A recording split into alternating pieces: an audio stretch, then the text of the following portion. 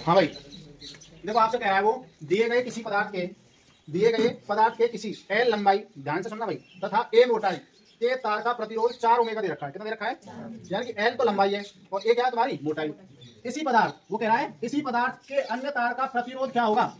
Suppose करो हमने aluminium का तार लिया था, एल लंबाई का, मोटाई इतनी थी, ठीक है ना। अब वो कह रहा है एल्यूमिनियम को तार लाऊंगा, क्या लेता हूँ? एल्यूमिनियम को तार ले रहा हूँ जिसकी लंबाई इतना आधी कर रहा हूँ। कितना मॉडल लिया हमने? अब इतना ले रहे हैं, ठीक है ना। लंबाई को आधी कर रहा हूँ और मोटाई इतनी नहीं, हमने अब इतना ले रहा हूँ, दोनों ले रहा हूँ। मोटाई कितनी ले रहा हूँ? 2a के बराबर।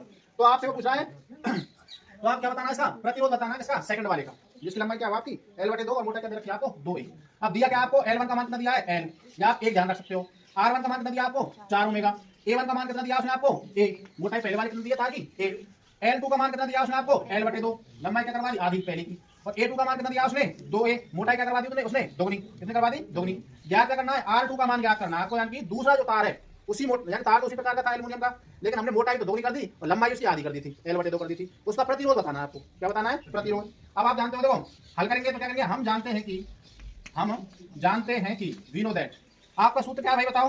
रो ले आके, यानी कि ए किसके बराबर होता है हमारा? बताओ, ये आर के बराबर होता है। तो रो बराबर कितना हो जाएगा? रो बराबर आज यहाँ पे ऐसा कैसा रहेगा? ए से गुणा आ जाएगा, क्या जाएगा हमारा भाग। तो रो बराबर कितना हो जाएगा बताओ भाई? पहले वाले से बताओ आप। R1 का मान कितना है हमारे पास? बताओ कितना है? 4। ए का मान कितना है हमारे पास? ए ही है, कितना दे रखा है? ए। और एल का मान कितना है हमारे पास? कितना दे रखा है?